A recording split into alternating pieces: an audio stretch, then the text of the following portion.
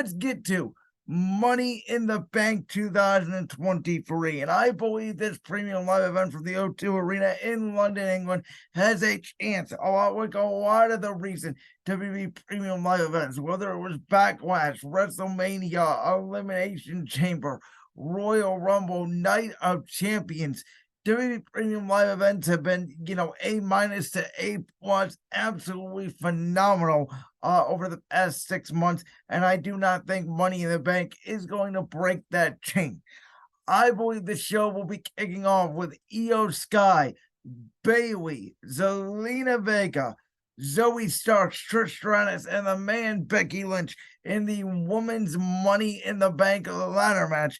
And there seems to be this huge consensus around there is an overwhelming favorite in the women's Money in the Bank ladder match. That overwhelming favorite being Damage Control member Io Sky. It seems like WWE for months now has been teasing the Io Sky Bailey breakup, and this could be the way they officially do it by having Io push Bailey off the ladder. Of course, Bailey was supposed to put her spot on the line against Shotzi, but that plan was changed due to somebody that we will not name on this podcast. If you're in the wrestling community, you know, with all the backstage reports, if you've been reading recently, won't be diving into that today. But I do like how we have a storyline here within a storyline with Becky Lynch, Trish Stratus, Zoe Starks. I think it's possible all three of them, could cost each other the Money in the Bank briefcase at some point. I did not know this until the Monday Night Raw Summit they did, that this is going to be Trish Stratus' first ladder match. That's something very interesting. I find very compelling. But I don't think any of those three women are going to win because I think their feud is going to continue till SummerSlam. To me, there is a wild card in this equation, and that is Zelina Vega of the LWO. I think Zelina, ever since they turned her face, she has found her character. She is a lot better as a face than a heel. And once she got involved with Rey Mysterio and Legado del Fantasma turned into the OWO, the whole group has found their sort of stride. And Zelina had a terrific match with Rhea Ripley that we broke down at Backlash in Puerto Rico in her hometown. She looks to continue that momentum. I think she will have a great showing as one of the only people in both Money in the Bank ladder matches this year, alongside Becky Lynch and Bailey, that have been, of course, on the women's side at least, that have been in a Money in the Bank ladder match. So I think she is a wild card chance to win. I don't think at this point they're going to put the briefcase on Bailey again, though I think Bailey is one of the most entertaining acts in the industry. I think it's going to be a really fun match. I do think Io Sky is going to end up becoming the eventual winner, and she could cash in on the women's championship holder, whether that be Asuka, Charlotte, Bianca Belair, or she could go to Raw eventually and cash in on the women's world champion Rhea Ripley. Only time will tell. I do not think, a lot like the last 5 years, as many in the wrestling community and even I have pointed out, if you take a look at the history of the women's Money in the Bank ladder match, outside of Carmella, who waited almost 300 days to cash her contract in, you have Alexa Bliss, cashed it in the same night. Bailey cashed it in the same night. Asuka the next night on Raw, Nikki ASH the next night on Raw, Liv Morgan the same night at Money in the Bank. So for the last 5 women's Money in the Bank briefcase holders, they have not waited very long, most 22 hours to cash in the briefcase. That's not going to happen this time around. Io Sky is going to wait probably anywhere from a month to 3 or 4 months. I do not think she's going to add that briefcase as long as Carmella did, which was basically July to the SmackDown at the time when it was SmackDown Live on Tuesday nights after WrestleMania 34. So I think Io Sky is the victor there. The next matchup here, we have Riddle taking on the Intercontinental Champion Gunther alongside Imperium for the Intercontinental Championship. This feud has been well built because it hasn't been served around a lot of physical contact between Riddle and Gunther. It's been mostly having to deal with Riddle and to an extent Kevin Owens and Sami Zayn fighting off Ludwig Kaiser and Giovanni Vinci. Of course, Riddle breaking the ankle of Giovanni Vinci and then them getting into it a couple nights ago on Raw when Sami Zayn went one-on-one with Gunther, and there was interference from Kevin Owens and Ludwig Kaiser and Giovanni Vinci and Riddle. But the main physical contact of this feud is obviously Gunther stomping on Riddle's ankle after what Riddle did to Giovanni Vinci. I think these two guys are going to have a great match.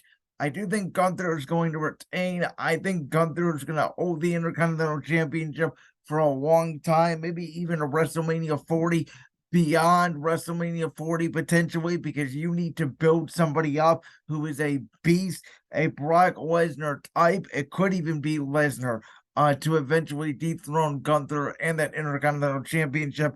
Listen, Gunther never has a bad match. This is going to be an absolute banger. I think it's two great styles. I think Riddle and his striking ability will mesh well with Gunther, who, again, I don't think can have a bad match with anybody. And I think they're two characters. Obviously, Gunther and Imperium, trying to protect the religiousness of the sport that is professional wrestling. Then you have Riddle that acts like a complete goofball. I think it completely works, and I think these two guys could have an element of a match for being on the lower end of the card at Money in the Bank. The third match is somewhat of the cool-down match of the night, but I think with the women's Money in the Bank more than likely to kick off the show, you don't want to put two women's matches back-to-back, but this match being Ronda Rousey, Shayna Baszler defending the undisputed WWE Women's Tag Team Champions that now, of course, reside as well in NXT after they defeated Dawn and Fire on SmackDown a couple weeks ago. They will be defending the championships against Raquel Rodriguez and Liv Morgan. I understand why this match is taking place. I think, WWE wanted to get Ronda Rousey in London. They still think she is a star, even though they have not built up Ronda and Baszler like a legitimate tag team, and Rousey is not getting the reactions that she got, a year ago when Liv Morgan and Rousey were, of course, in the ring when Rousey defended the SmackDown Women's Championship, I believe, against Natalya, and then Liv Morgan was able to cash in again that Money in the Bank contract that she had and win the SmackDown Women's Championship in a very great, awesome moment. My issue with this match is not just, I think Ronda and Shayna are going to win. I think the match is going to be okay. I think Liv Morgan and Raquel Rodriguez are fun as a tag team, though I think they're somewhat better as individuals. And as I have been saying for months, I think WWE needs to go away with the Women's Tag Team Championships until they can build up a legit division. I would love to see them institute a secondary singles women's championship bout, whether it being the women's intercontinental or the women's United States championship, and that can be sort of how you rebuild the women's division. I just do not understand why Raquel Rodriguez and Liv Morgan had to drop the women's tag team championships and why Raquel was teaming with Shotzi and now she's not. Raquel's just always with different tag team partners. It doesn't make any sense. If Liv Morgan was only going to be out a month or 6 weeks, you wouldn't have them vacate the women's tag team titles. So to me, the way it should have worked is Raquel and Liv should have walked in as champions. They lose the belts to Ronda Rousey and Shayna Baszler, but it's the opposite way around. Again, I think it's going to be an okay match. I think Ronda and Shayna retain nothing better than that. Then we get to what could potentially steal the show as one of the matches of the night, and that being the ex-con Dom, the prison mate, the man that did our time alongside Mommy, the women's world champion Rhea Ripley, taking on the American Nightmare Cody Rhodes in his filler feud before he ends his feud with Brock Lesnar at SummerSlam. We have not seen Brock Lesnar since Night of Champions in Saudi Arabia, And that is on purpose because Brock Lesnar is going to interfere in this match. He's going to F5 Cody Rhodes while Rhea Ripley distracts the referee, and Dominic Mysterio in his heel heat, and right up there with Roman Reigns is the best heel in the business right now. That includes Maxwell Jacob Friedman over at All Elite Wrestling. Dom is going to win this match. It's going to be fantastic. Cody and Dom are going to put on a hell of a show. The crowd is going to be loud. There's going to be multiple near falls. Mommy is going to get involved. People are going to get ticked off. Cody Rhodes is probably going to hit Dominic with the cast, but it's not going to matter because in the end, ex-con Dom, as he gets ready for his SummerSlam feud and probably his eventual WrestleMania 40 rematch of WrestleMania 39 with his dad, Rey Mysterio, Dominic gains more heel heat here with the win, and it sets up Brock Cody free with a stipulation to be determined for SummerSlam, where Cody Rhodes will go over and he will look to then eventually continue his story, whether it's winning the World Heavyweight Championship or getting back to the Undisputed Championship. The next match is 7 years in the making. It is Seth Rollins. It is Finn Balor one-on-one for the World Heavyweight Championship. This feud has been a complete callback to the inaugural Universal Championship match in 2016 between Seth Rollins and Finn Balor, when Rollins buckled on Finn Balor into the corner, causing Finn Balor to separate his shoulder. And even though the demon Finn Balor at the time won the match, he had to give up the championship the next night. And ever since then, Finn Balor has been bitter. He has not become world champion since that night. He has not been nearly at the top of the spot since that night. Yet, Seth Rollins has reinvented himself. He's been the Messiah. He's been the drip god. He's been a visionary. He's been a heel. He's been a beloved babyface.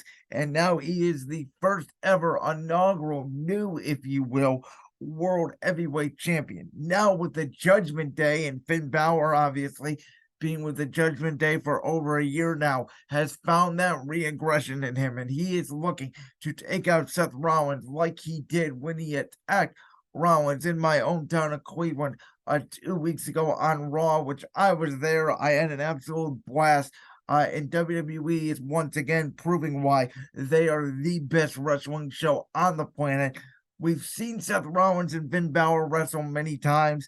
This match will feel a little bit different due to the fact that it is a bitter Finn Balor. You know, we saw in the finals of the World Heavyweight Championship tournament on the Raw side, Rollins defeat Finn Balor the night after Backlash as they were getting ready to crown the new World Heavyweight Champion at the Night of Champions Premium Live event.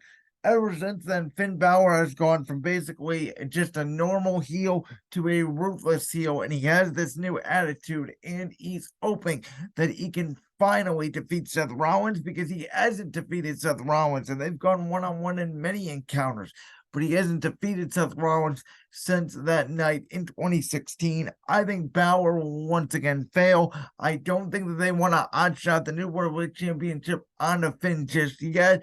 I could see Finn eventually holding onto that championship. Whether he dethrones Rollins or not is another question, but I think Seth Rollins is going into SummerSlam, Ford Field, Detroit, Michigan, as the World Heavyweight Champion. Now, the next match on the docket is the men's Money in the Bank ladder match, which features from SmackDown, you have Butch, Santos Escobar, and LA Knight.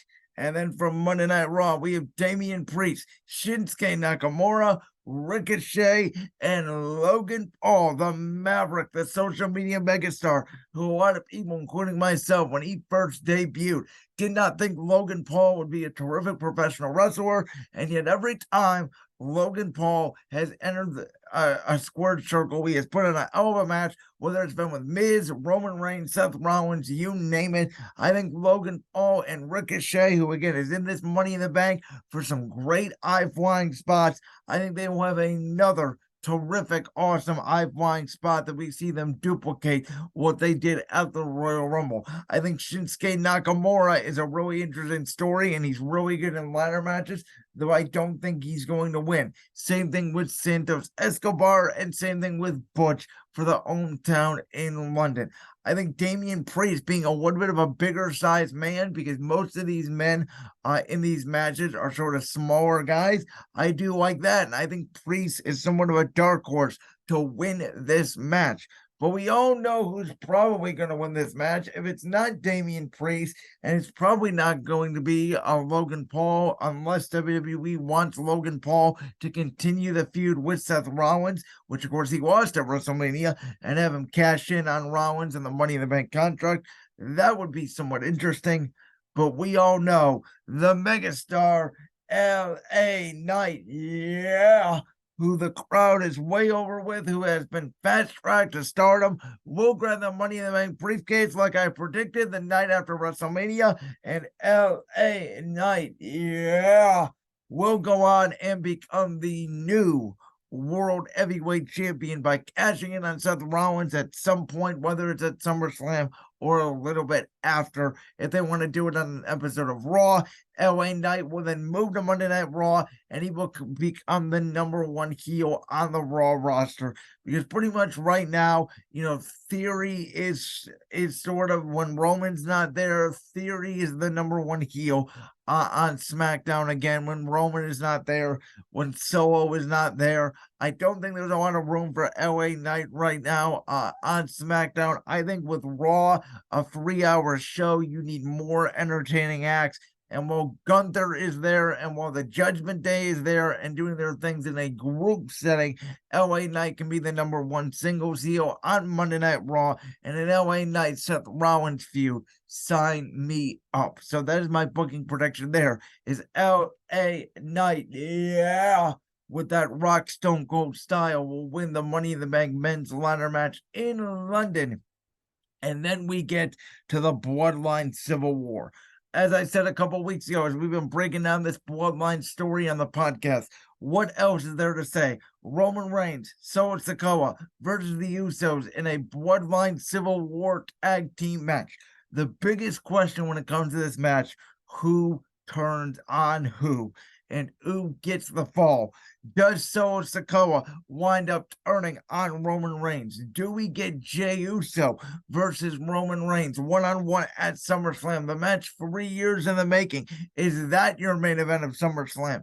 Is it a fatal 4-way between all 4 members of the Bloodline? Because I do think Roman Reigns will be defending the undisputed WWE World Universal Championship in the main event of SummerSlam, his first title defense since defeating Cody Rhodes at WrestleMania 39.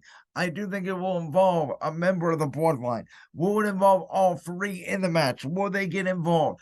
I do not know. I do think some way, somehow, the Usos end up defeating Reigns and Sikoa. I don't know if it involves Reigns getting pinned, because I don't think you can defeat Roman Reigns without having the championship on the line. I think Solo Sikoa may go down. Roman Reigns yells at him afterwards. Solo turns on Roman, and we get a fatal 4-way with all 4 Bloodline members. Either that, or some way, somehow, the Usos defeat Solo. Reigns gets mad. Jey Uso says he's the real tribal chief. He wants Roman Reigns, and we get Jey Uso versus Roman Reigns in the main event of SummerSlam. No matter what we get, we're going to get a ton of cinema moments. You know that. To recap, I have Io Sky winning the Women's Money in the Bank ladder match. Gunther will successfully retain his Intercontinental Championship against Riddle. Ronda Rousey and Shayna Baszler will defeat Liv Morgan and Raquel Rodriguez to retain the Women's Undisputed Tag Team Championships. Dominic Mysterio defeats Cody Rhodes with the help of Brock Lesnar. Seth Rollins retains the World Championship against Finn Balor. LA Knight, yeah, wins the men's Money in the Bank ladder match, and the Usos defeat the Bloodline in the Bloodline Civil War to end Money in the Bank. You like that clip from the Brand's World podcast? If so, make sure you go down there and hit that subscribe button. While you're down there hitting the subscribe button, make sure to also hit the notification bell so you never miss another upload. And make sure you check out all the other clips from the Brand's World podcast right here on YouTube.